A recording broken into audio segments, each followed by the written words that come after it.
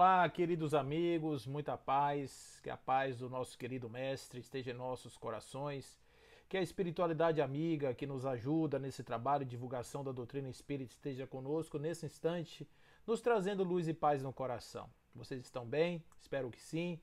Vamos aqui hoje, a convite dos nossos amigos da nossa casa querida, Tio Ormindo, que nos convida sempre carinhosamente para estarmos aqui apresentando temas do interesse dessa comunidade. E hoje nós vamos falar sobre Jesus e o seu amor. Amar como Jesus amou. Será que é fácil, gente? Será que a gente consegue esse amor? Ninguém tem amor maior do que este, vai dizer João, dar a sua vida pelo seu irmão. Essas máximas amorosas de Jesus vão caracterizar todo o seu evangelho e sua proposta, inclusive. Jesus traz na sua mensagem três componentes importantes que precisam ser identificados. O primeiro deles é a noção do divino como um ente amoroso. A noção de amor de Jesus, Jesus não inventou o amor na Bíblia. Já existe desde antes, já existem mensagens bíblicas, Levítico, Deuteronômio, falando de amar aos próximos, amar pai. Amor está ali, dentro de uma proposta ainda etnocentrada, ainda mais fechada, dentro de uma comunidade, etc. Jesus abre esse conceito juntamente com a redefinição de Deus. Deus não mais um ente soldado, um Deus de vingança, não mais um Deus dos exércitos, mas agora um Deus de amor. Um Deus que acolhe os seus filhos, que lhes empodera, que lhes dá força, lhes dá energia, lhes dá soerguimento, capacidade de se levantar. Esse Deus empoderador é apresentado por Jesus. Jesus, em grande parte, foi perseguido porque ele transformava aquele Deus que tinha privilégios, concedia privilégios, estabelecia privilégios para uma casta definida, para agora um Deus que estará contemplando a todos do Oriente e do Ocidente, não somente os judeus, não somente aqueles que professavam aquela fé, mas sobretudo também outros povos, os gentios de todos os lugares, que teriam a capacidade de aceitar aquela mensagem amorosa e partirem em direção à nova vida. Isso é uma coisa, Deus é agora a potência criadora, Deus é o verbo, Deus é aquilo que se materializa na carne através das suas expressões múltiplas e que empodera as pessoas com capacidades tais que, se elas acreditarem nessas capacidades, poderão fazer tudo aquilo que Jesus fazia e muito mais, conforme assim o próprio Mestre nos ensinou. A segunda questão que é trazida por Jesus é justamente a ideia da não hipocrisia, né? Jesus fala que aquilo que deve ser expresso, aquilo que deve sair, é exatamente aquilo que radica na pessoa. É isso que ele chama de verdade que liberta. A verdade que liberta é: você conhecerá quem você é, o seu estado atual, a sua compreensão no sentido de um ser que evolui, um ser que carrega em si o dom de ser capaz de ser feliz, e esta sua condição de compreender dessa forma vai lhe dar uma felicidade, uma liberdade de você saber que você não está condicionado a nenhum modelo externo, mas sim está condicionado à inexorável lei do progresso que transforma tudo em plena luz. Essa é a segunda questão.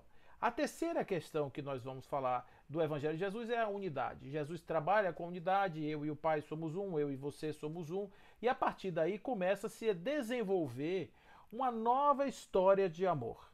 Nós conhecemos muitas vezes o amor no sentido vulgar do termo, conforme assim os Espíritos nos assinalam. Nós conhecemos o amor da carne, o amor da periferia e o amor do ego. Como é esse amor? Esse amor, os antigos, os gregos, nominavam com diversos tipos e possibilidades de conceitos. Primeiro, ele tem um amor que ele diz, é aquele amor que nós sentimos pelos nossos queridos amigos, amigas que desejamos. O amor do desejo, o amor da ausência, o amor da falta, o amor do consumo, né? Aquele amor que enseja uma carnalidade, um contato, uma troca, a saciação de vontades íntimas. Esse amor que vai estar caracterizado ali como eros, que é o amor da ausência. Eu sinto amor e desejo pelo que eu não tenho. Eu só desejo o que eu não tenho. Não faz sentido você desejar o que você tem. Né? Isso aí, inclusive, até vai surgir com outro nome. Mas o desejo, a falta, é justamente a ausência. Quando a ausência se faz presente, aquilo que era amor deixa de ser amor. A gente vai entender isso com os nossos filhos, que desejam uma coisa. Você dá, daqui a pouco aquilo já está no abandono. Já é um outro amor, já é um outro eros, já é um outro desejo. Então, quando nós somos seres insaciados do ponto de vista das nossas necessidades, ainda muito instados na questão do egoísmo que nos enche de falhas e de necessidades, então nós somos levados necessariamente a termos desejos, e desejos tão múltiplos que a economia vai estabelecer um índice dicotômico de necessidades, uma máxima dicotômica de necessidades ilimitadas versus recursos escassos. Ou seja, se nós quisermos botar o planeta Terra para atender na exaustão tudo aquilo que sejam desejos dos seres humanos, a Terra, coitada, não tem nem condição, não dá nem para saída, porque ela não conseguiria atender, ela seria exaurida em poucos segundos, porque ela não daria conta energeticamente, mineralmente, vegetalmente, animalmente, né? Dentro das condições materiais, ela não teria como fornecer os recursos para as necessidades ilimitadas do homem. Então Eros é isso. Eros, ele vive do desejo, ele vive da falta. Nós temos os nossos amores eróticos, os nossos amores que estão baseados em Eros, constantemente, alegrando apenas e tão somente o ego. O amor de Eros é um amor de concupiscência, é o amor que ele está vinculado às potências muitas do corpo. O corpo físico, ele estimula muito as paixões eróticas, primeiro, porque o psiquismo humano, as necessidades de um psiquismo mal desenvolvido, leva a necessidades outras, como formas de expressão do ser. O ser passa a expressar-se pelo ter, pelo parecer e muito menos pelo ser.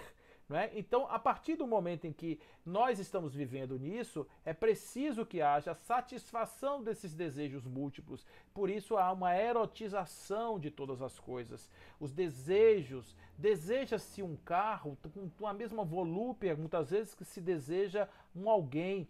Porque se tem ali naquele bem, naquele objeto, naquele cargo, naquele dinheiro, algo que vai acrescentar àquela pessoa um prazer, algo de prazer, sempre um prazer, que alegra o ego e que enche o cérebro de neurotransmissores importantes, neuropeptídeos, coisas importantes que fazem com que o corpo se sinta prazerosamente satisfeito. Então, nesse caso especificamente, quando um ser está enamorado do outro, que tem aquele desejo, aquela paixão e etc., que é característica desse corpo para fins de reprodução, né? O amor carnal, ele tem um objetivo natural, não é isso foi desenvolvido para que os seres fiquem olhando as estrelas e tocando violão, olhando a lua, porque isso lá na caverna não funcionava. Não existia violão, não existia serenata, não existia romantismo, não existia nada disso. Existia necessidade de preservação da espécie.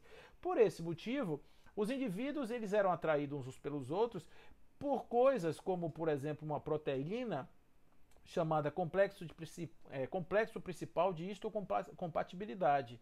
Esse MHC, que é uma proteína que fica muito na boca e etc., ela passa para o outro uma situação de equilíbrio do sistema de defesa, do sistema imunológico.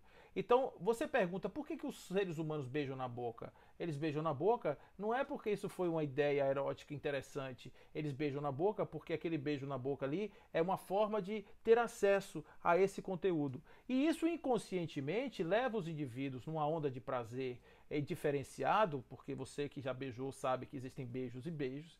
Então, você vai simplesmente descobrir naquele beijo que aquela produção ali poderá ser favorável à geração de filhos saudáveis, por exemplo. Então isso é uma coisa inconsciente. Outra coisa, simetria bilateral. Isso é outra coisa interessante que mostra habilidade genética, capacidade genética. A simetria bilateral é conhecida também com o nome de beleza. É uma beleza rara, aquela beleza que pode ser até grosseira, mas você vê a harmonia no corpo, você acha que ali existe. Aquilo que é belo pra gente nesse contexto do corpo físico, muitas vezes exara essa vontade de reproduzir filhos com aquela característica genética. São inconsciências que nos levam muitas vezes aos encontros improváveis da natureza. As criaturas, observe que os animais, quando eles vão fazer a cópula, eles tentam mostrar suas características genéticas, eles tentam mostrar suas asas, a sua força, o seu tamanho. Eles fazem isso ordinariamente, nós também fazemos. Né? Nós também temos os nossos ritos de acasalamento, nós também temos isso, traduzidos e mascarados em coisas da sociedade. Quando nós botamos um perfume, por exemplo, a gente muda um pouco isso. Né? Cria uma outra forma de atração, o luxo, o perfume, a roupa que se veste, os objetos que se ornam aí o corpo. A gente foi criando ao longo do tempo outros elementos, mas aquele que é contundente mesmo, que vai na natureza, são esses. Esses que têm a ver com sistemas imunológicos, com capacidade genética, é isso que está lá. Então Eros foi feito esse desejo, esse desejo ardente que um ser humano tem pelo outro, isso vem disso, dessas necessidades, porque quem dita todo esse desejo é o cérebro, produzindo dopamina, oxitocina, noradrenalina, serotonina, essas substâncias que estão ligadas ao prazer, a pertencimento, aconchego, que fazem com que o indivíduo vá ao encontro do outro e se sacie, se encha do ponto de vista cerebral dessas drogas, buscando a obtenção desses prazeres, os prazeres neuronais, os prazeres emocionais internos, que dão aquela sensação de significação de que o outro é a coisa da minha vida. E, em verdade, aquilo ali rolou realmente, como se diz, uma boa química. Né? É apenas isso. Que vai durar 2 anos e meio a 3, depois vai acabar. E aí a relação, para que ela possa permanecer, né, ela precisa de outros elementos que vão compor essa relação. Respeito, seriedade, amizade, etc. Esse amor que está nessa camada do ego é o que a gente aprendeu a sentir. Aí a gente começa a ver que tem outros amores, né? Ele vai falar do amor de filia, vai falar de um amor de storge, que é um amor também de família, né? Uma filia de amigos, etc. Vai falar de um amor pragma, que é um amor de utilidade, é aquele amor que você tem pela pessoa para um objetivo. São aqueles casais muito longevos, que estão juntos para manter os filhos, não se separam porque eles têm um objetivo familiar para manter a família unida. Tem um objetivo que não é o amor, que não é o desejo, que não é a relação. Ludos é o amor da alegria, estamos juntos porque nos alegramos, porque estamos felizes. Diversas formas que os gregos falavam de amor. Nós temos uma só, chama amor. E tudo isso é amor, é amor. Então por isso que talvez os namorados tenham a necessidade de muitas vezes ficar dizendo eu te amo muito, aí o outro muito, muito, muito, o outro muito, muito, muito, muito. As diversas gradações e tipos de amor vão ter que se expressar com outros tipos de ajuda, de auxílios linguísticos, para que o amor se torne diferente. Mas no fundo, nós só temos uma palavra para falar, que é amor. Não é? E esse amor, ele não é ainda na profundidade aquilo que era colocado por Jesus. Eu vou fazer aqui algumas colocações, por exemplo, para a gente poder entender. Qual seria a possibilidade de alguém se sentir atraído por uma pessoa caída no chão, exalando um odor pútrido, ou um outro odor mais fétido, alguma coisa assim, e que pudesse, de certa forma, não apresentar nenhuma das características físicas que pudesse inspirar qualquer tipo de atração? Será que haveria a possibilidade de alguém sentir o mesmo amor que sente por uma pessoa que está ali cheirosinha, bonitinha, arrumadinha e etc? Será que teria essa, né, mesmo que não rolasse aquela vontade, aquele desejo concupiscente, mas que houvesse aquela vontade de estar próximo, não tem, né? Ainda nós não conseguimos fazer isso, porque nós conseguimos, quando muito, chegar a essas pessoas objetivando outras vantagens e benefícios do ego, que é aquilo que se chama de caridade condicional. Nós fazemos isso para alguma coisa. Eu estou ajudando um mendigo, eu estou ajudando um pobre coitado, eu estou ajudando um pobrezinho, eu estou ajudando um sarjeta, estou usando um drogado, estou ajudando um prisioneiro.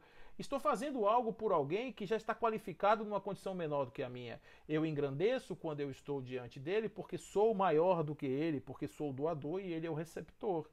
Embora isso possa parecer um pouco seco do que eu estou dizendo para vocês, mas é uma relação que acontece no mundo do inconsciente. Muitas vezes nos sentimos grandes quando estamos ajudando algumas pessoas. Isso mostra que o nosso ego está realmente engrandecido, se sente valorizado pelo fato de ter reconhecido que um outro necessitava de mim e eu fui lá ajudá-lo. Observe que isso é muito diferente de um amor incondicional. Isso é muito diferente de uma caridade incondicional, que é a caridade que o sujeito pratica sem absolutamente nenhum tipo de interesse. É um amor que ele sente, aí a gente vai usar o conceito de amor, num conceito um pouco mais leve do que o amor de Eros, ou o amor outro que a gente possa sentir por um parente, um filho, etc. Mas existe ali um outro amor, que é um amor que vai se desenvolver, quando inconsciente, uma vontade de que aquele ser, como eu, sobrevivamos diante da vida. Não faz sentido a minha vida prosseguir da forma que está, não faz sentido o meu caminho prosseguir da forma que está, vendo que existe um outro caído no chão. É como se eu estivesse ali, é uma forma de sintonia, é uma forma de compaixão, estar sentindo a paixão com, estar ali com ele, estar junto dele nesse contexto. Então, esse aprendizado amoroso é o que traz justamente a proposta de Jesus. Para isso é preciso que nós mudemos um pouco a forma de estarmos no mundo, de vermos o outro, de nos conectarmos uns com os outros. É preciso repensar o modelo das relações e das percepções do outro e das coisas para podermos então compreender que amor é esse proposto por Jesus.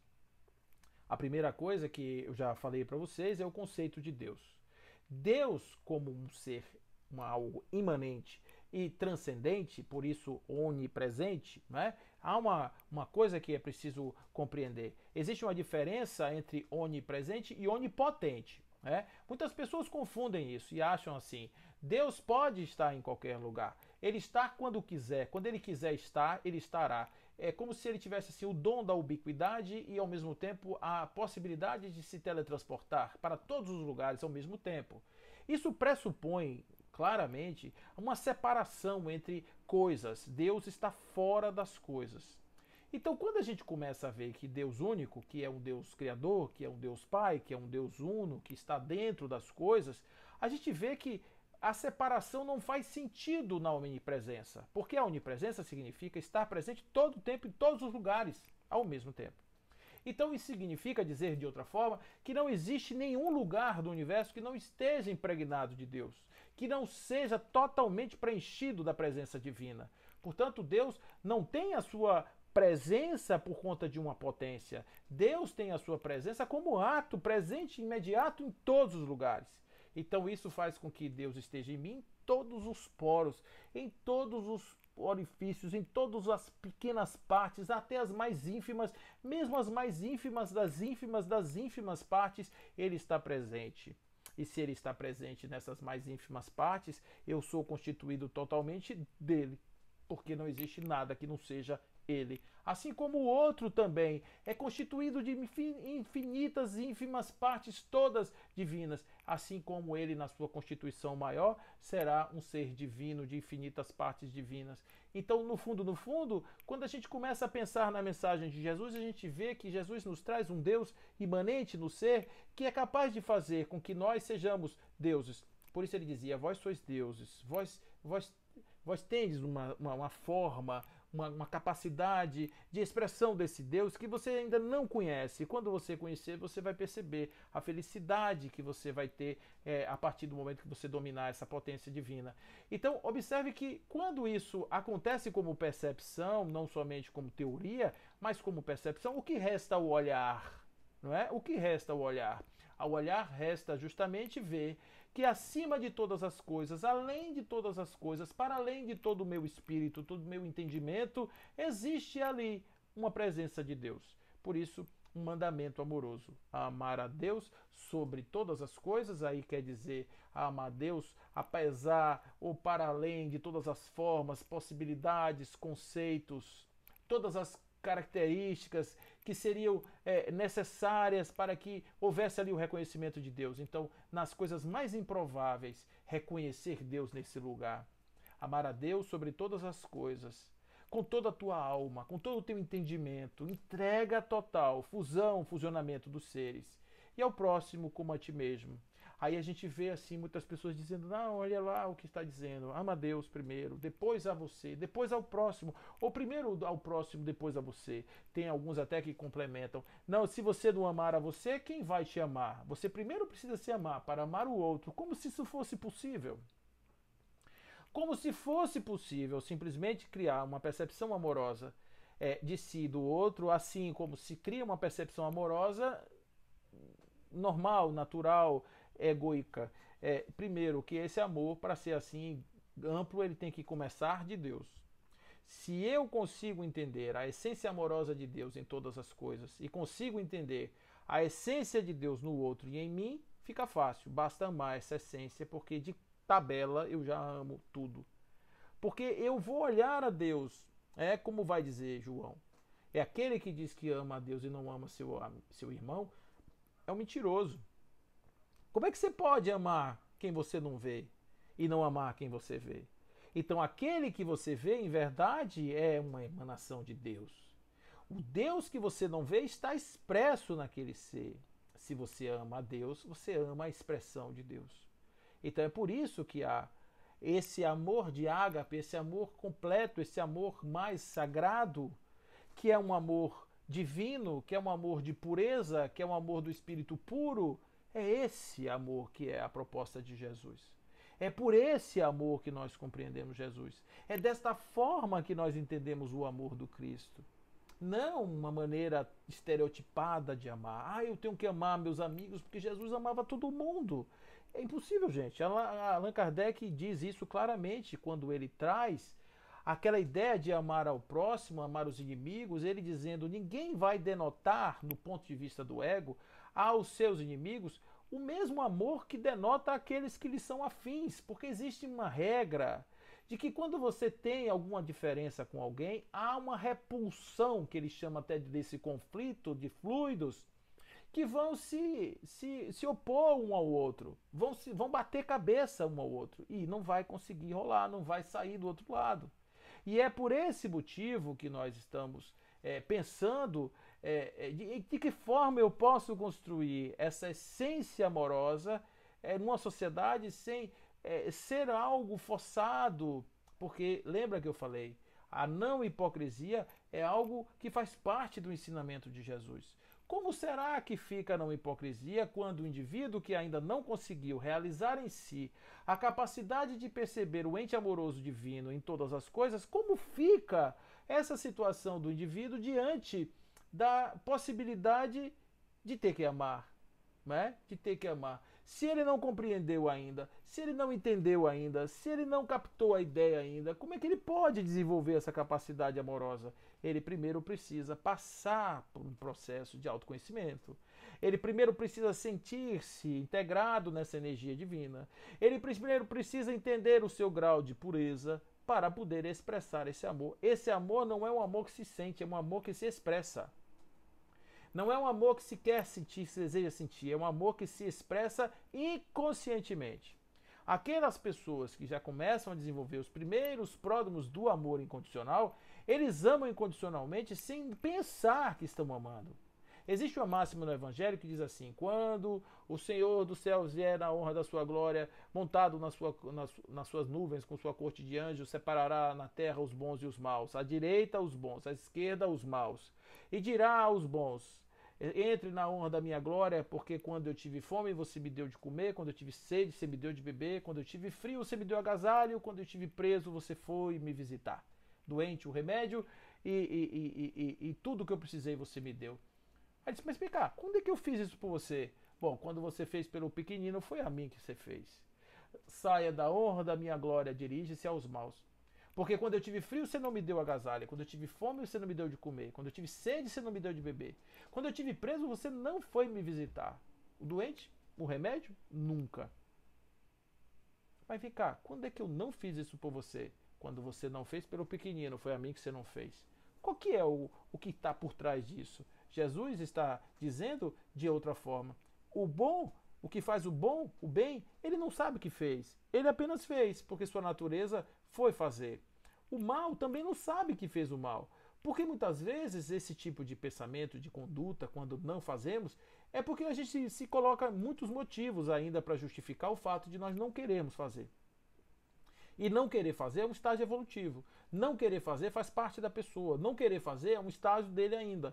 E isso mostra um pouco das suas revoltas, das suas necessidades interiores, mostra que ele ainda não resolveu certas questões e que ele vai ter aí agora um trabalho de descobrir aonde está a fonte disso para que ele possa, dentro da sua vontade, do seu desejo, resolver. É esse o ponto que nós precisamos aí pensar, que se nós quisermos criar uma sociedade de pessoas amorosas, nós precisamos trabalhar as pessoas na essência e não na aparência. Nós precisamos trabalhar as pessoas de uma forma tal que as pessoas sejam capazes de se reconhecer na sua essência amorosa e expressar essa essência amorosa de uma forma natural, para que haja verdadeiramente amor, para que haja e que surja verdadeiramente amor. Esse conceito da unidade que emerge como o terceiro conceito do Cristo, esse conceito da unidade, ele é importante porque quando nós amamos a unidade, nós amamos o um. Nós amamos o um, não amamos o diverso, amamos o verso, aquele que está conosco, amamos a igualdade. Por isso é que hoje nós temos que ficar atentos, gente. Olha, existe um movimento subreptício, que eu vou chamar de primazia das virtudes. A primazia das virtudes estabelece que todas as desigualdades da Terra precisarão ser resolvidas por decretos e por grupos que vão defender aquilo que são os grupos divergentes, aqueles que são as minorias, etc. e tal. Todas essas questões precisam ser endereçadas sem dúvida alguma, porque demonstram ainda a incapacidade dos seres humanos de lidar com o seu egoísmo. Ainda demonstram a incapacidade dos seres humanos de lidarem com as percepções dos estágios evolutivos diferenciados. É claro que sim, mas existe de forma subreptícia o interesse de uma separatividade maior, agressiva até, mais do que tem. Porque ao invés de simplesmente estarmos separados, a criatura e o Criador, estarmos separados nas nossas condições do que eu sou fragmentado em relação àquilo que eu verdadeiramente me expresso, ou aquilo que eu falsamente me expresso, melhor dizendo, e aquilo que verdadeiramente eu sou, essa fragmentação, essa mudança de foco do ser, proporcionada pela necessidade de parecer dentro deste contexto de separatividade, leva-nos a estados de vazio existencial e leva-nos a estados de loucura social, destruição através de dissonâncias cognitivas de todo tipo de referências morais que pudessem estabelecer níveis de padronização de comportamento. Tudo é permitido ao mesmo tempo. Os seres humanos que não conseguiram ainda evoluir no seu estágio de tentar sair da concupiscência provocada pelo estado hedonista de tais sistemas, ele não vai conseguir fazer o seu trabalho a não ser à custa de muita dor. Eu digo trabalho é o trabalho de autoconhecimento, de burilamento do espírito, a não ser à custa de muita dor. Quem quiser pagar para ver, experimente. Basta olhar para ver no mundo o tanto de dissabores que existem entre aquelas pessoas que esqueceram, abandonaram a unidade, abandonaram o conceito. Hoje nós não estamos falando mais só sobre ateísmo, nós não estamos falando sobre agnosticismo, nós estamos falando sobre uma teofobia. Estamos falando sobre uma cristofobia, mas estamos falando também sobre uma teofobia. Estamos falando sobre essa teofobia que leva o indivíduo simplesmente a negar qualquer possibilidade de que você insira na sociedade, no meio, nas coisas, a algo que seja a presença de um ser supramaterial, um ser transcendente. Que nada, não existe isso. Vamos viver a vida porque a vida que nos foi dada é um lapso de tempo entre o nascer e o morrer. Isso é uma mensagem subreptícia, perigosíssima, que está aí, posta para quem quiser usufruir de uma sociedade separada. Não existe na unidade nenhum tipo de separação de cor, de credo, de raça. Não existe separação nem de classes sociais. Existe separação, sim, no nível das egoidades, no nível das expressões egóicas. Aí sempre vai haver separações. Os próprios espíritos dizem. As capacidades diversas dos espíritos levam às diferenças nas expressões, nas suas capacidades de produção, de geração de riqueza, de posicionamento na Terra. As diferenças entre os espíritos, explicadas pelas suas vivências diferenciadas de múltiplas vidas, vai lhes dar condições de, na Terra, serem aqueles que poderão aquinhoar-se de mais recursos materiais, ou eventualmente mais recursos morais, ou eventualmente recursos intelectuais. Essas são as aquisições verdadeiras do espírito. Agora, quando nós estamos vivendo numa sociedade de unidade, todas essas aparentes diferenças e essas capacidades e expressões, etc., elas não serão justificativa para verem tantas discrepâncias do ponto de vista das expressões existenciais. Não serão explicações para ver tantas discrepâncias entre os ricos e os pobres, aqueles acolá. E também, é claro, a sociedade migrará para um mundo de maior harmonia e fraternidade quando pudermos conviver com essas diferenças, mas ao mesmo tempo considerando uma grande humanidade e não simplesmente o tipo A, o tipo B, a B-idade, A-idade, C-idade, D-idade. Nós não estamos falando disso, estamos falando de unidade, de uma unidade única, de uma essência única. E para isso nós temos que desenvolver uma capacidade amorosa que vá além das formas, vá além dos conteúdos. Por isso eu não embarco muito nesses discursos que querem pregar certas diferenças. Apenas nós precisamos defender que os seres humanos devem caminhar para uma percepção de unidade, a partir sim da ideia de que nós somos, em essência, a mesma coisa. Mas que coisa é essa? Uma coisa amorosa, uma essência amorosa. Nós somos uma expressão de amor, nós somos uma expressão que se dá do ponto de vista da grandeza, e que o nosso grande desafio existencial é irmos em busca dessa essência para podermos expressar isso em pureza. Lá nas questões 100 e seguintes, nós vamos ver Allan Kardec falando sobre isso. Diz que nós temos entre o espírito da terceira classe, da terceira ordem, da 10ª classe, até um espírito da primeira ordem, da primeira classe, nós temos uma diferença que é a diferença de apego material. Né? Quanto mais apegado, maior a classe e ordem. Quanto menos apegado, mais puro. Puro no sentido que ele vai se desapegando como um imã que vai perdendo sua força, e não vai mais atrair para junto de si nada que não seja a sua própria essência. No momento em que ele deixa de atrair, ele passa a exalar. Exala aquilo que não tem mais nenhuma proteção. A luz que está sobre o velador, que está exarada lá no Evangelho, que está sobre o módio, essa luz é uma luz obliterada, é uma luz que não se expressa, é uma luz que não brilha. Por quê? Porque há um anteparo que impede que ela brilhe. Então, quando Jesus diz, não bote debaixo de um bode a tua luz, bote no velador, para que todos vejam. Ampliar o conceito da luz é diferente de obliterar a sua expressão luminosa. Então, ser luz do mundo é ser capaz de iluminar o mundo com a sua própria luz, sem obliterações. E para isso não existe outra fórmula que não seja o autoconhecimento. E quando você vai se autoconhecer, quando você vai depurando todas aquelas coisas, a capa que impede o indivíduo de brilhar como luz no mundo, ele vai se tornando um ser amoroso, porque a grande expressão do amor é justamente essa unidade, essa possibilidade de expressão de Deus em nós.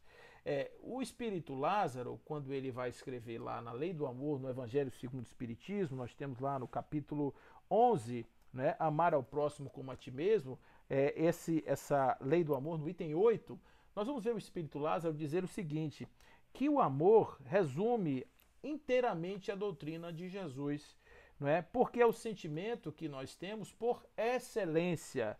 E os sentimentos são os instintos elevados à altura do progresso realizado. Olha aí o que ele está dizendo, né?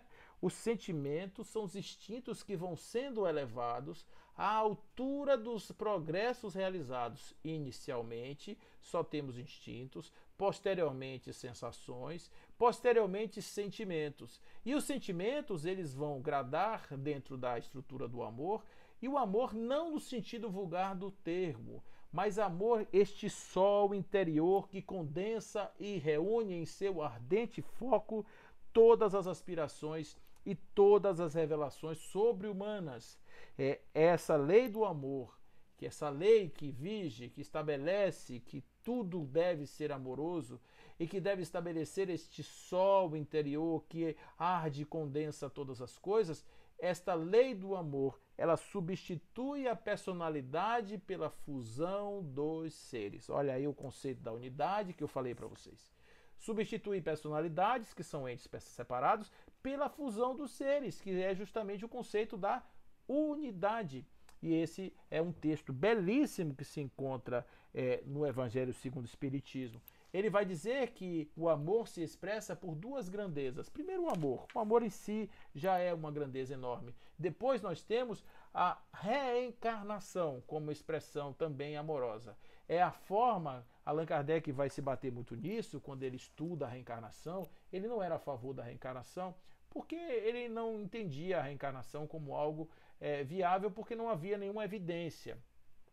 À medida em que ele começou a entender as dinâmicas espirituais, ele foi aceitando o conceito da reencarnação como algo absolutamente não só viável, como algo único que poderia explicar todas as coisas.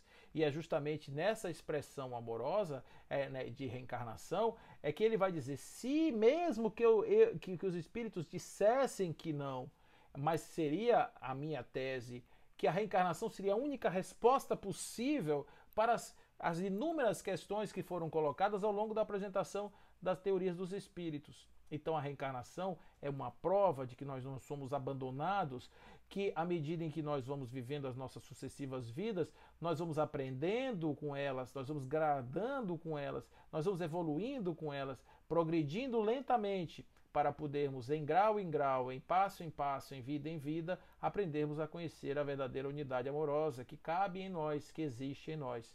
Múltiplas possibilidades de expressão de amor, múltiplas possibilidades de expressar-se na vida, na Terra, como um ser amoroso. Aquele ser que consegue dar-se, que consegue mesmo com toda a dor, com todo o sofrimento, entregar-se a um outro para poder viver uma vida abnegada, dedicada em direção a uma plenitude maior do que os valores mesquinhos e apequenados da vida material. Essas pessoas, elas conseguem, como exemplos, abrirem os seus livros na vida e dizer: eis aqui a possibilidade de amar como Jesus amou.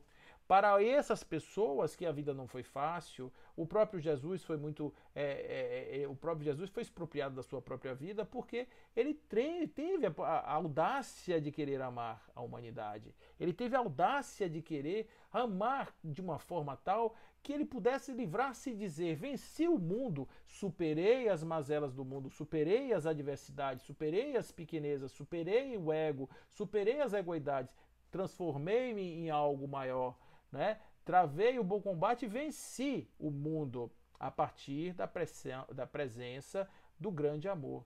Esse grande amor que vai inspirar pessoas como Paulo a dizer: ainda que eu falasse a língua dos anjos e dos homens, se eu não tivesse amor, eu nada seria. Ainda que eu tivesse toda a ciência, ainda que eu tivesse toda a fé, com capacidade de transpor montanhas, se eu não tivesse amor, eu seria nada. Eu seria como um símbolo que tine, eu seria como metal que ressoa. O amor, ele vai dizer: ainda que eu tivesse dado todo o meu dinheiro aos pobres, ainda que eu tivesse pegado o meu corpo e colocado às chamas, se eu não tivesse amor, nada disso me serviria.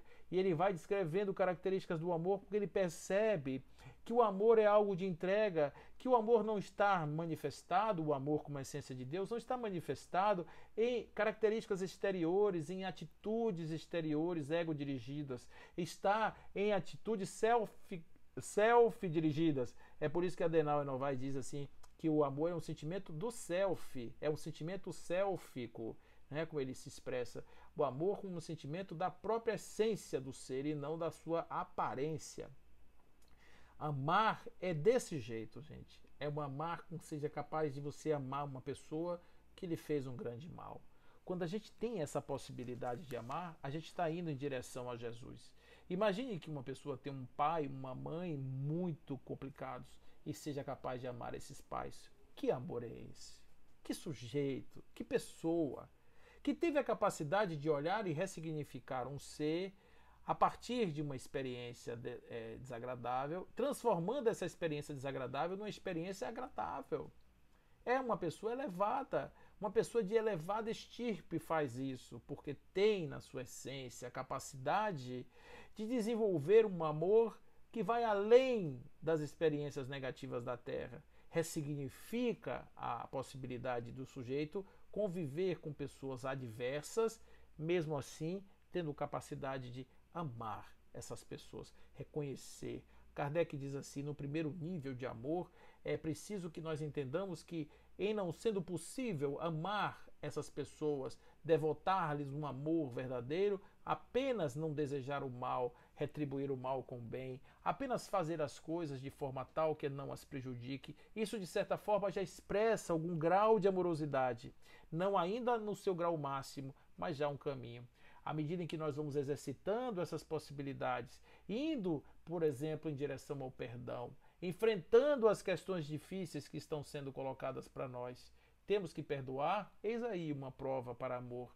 Tenho que ressignificar alguém? Eis aí uma oportunidade para desenvolver a minha amorosidade.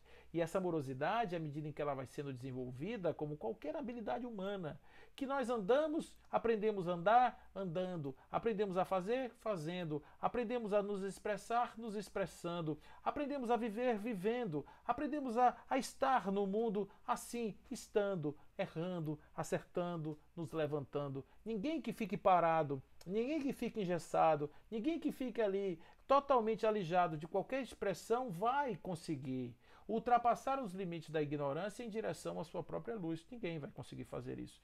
É uma característica que realmente nos leva a dizer que para viver e aprender nós precisamos realmente experimentar. E a encarnação vem, as reencarnações, como possibilidade de dizer temos muitas oportunidades para desenvolver essa amorosidade. Em verdade, nós não vamos desenvolver uma postura, um comportamento, nós vamos tentar simplesmente trazer de dentro do nosso coração uma pureza que existe lá, e esse amor que se expressa dentro de nós como alma divina em cada um, é aquilo que é o grande objetivo e a meta dos espíritos. Questão 132 de O Livro dos Espíritos. Qual o objetivo da encarnação? Fazer com que os espíritos atinjam uma perfeição. E há um segundo benefício na reencarnação, é fazer com que os espíritos consigam assumir a parte que lhes cabe na obra da criação. E é desse jeito que a gente vai, de pouco em pouco, evoluindo para adquirir as características necessárias ao nosso erguimento, à nossa elevação espiritual. É por isso que nós precisamos construir essas percepções, essas senso-percepções do mundo a partir do autoconhecimento e a partir do desenvolvimento da proposta de amar com Jesus. Amar com Jesus é amar na paz, é amar no amor, é amar na fraternidade, é amar na justiça, é amar na adversidade, é amar na dureza, é amar na riqueza, é amar em todas as possibilidades que nós pudermos entender de sermos chamados a dar o nosso testemunho de amor.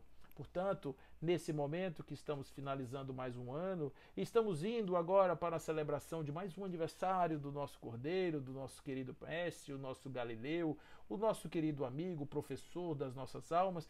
Vamos celebrar o amor, vamos celebrar o renascimento do Cristo em nós e vamos pedir que esse amor, que essa chama ardente, que entre dentro de nós e consiga aquecer o nosso coração para que as nossas mãos se transformem em hinos amorosos, para que as nossas palavras sejam sempre palavras de conforto, para que os nossos olhos sejam faróis a iluminar os caminhos obscurecidos dos nossos irmãos caídos pela estrada, e que nós tenhamos, acima de tudo, a possibilidade de confiar que esse mestre amoroso estará sempre do nosso lado, no nosso ouvido, dizendo: ame, ame, ame com vontade, porque amar vale muito a pena. Amar é a coisa mais importante que nós precisamos tirar desse mundo e aprender nesta terra. Por isso, amem, amem, amem, amem como Jesus amou. Amem sem medo de amar. Amem até doer, como dizia a nossa querida Madre Teresa de Calcutá. Amem de uma maneira tal que não lhes falte mais nenhuma possibilidade de expressar esse amor. Nós não estaremos tirando nada da natureza, apenas devolvendo a Deus o que recebemos graciosamente quando Ele aqui nos colocou. Que tenhamos um ano de luz, um ano de paz e muitos momentos para expressar o nosso verdadeiro amor. Fique com Deus, que assim seja.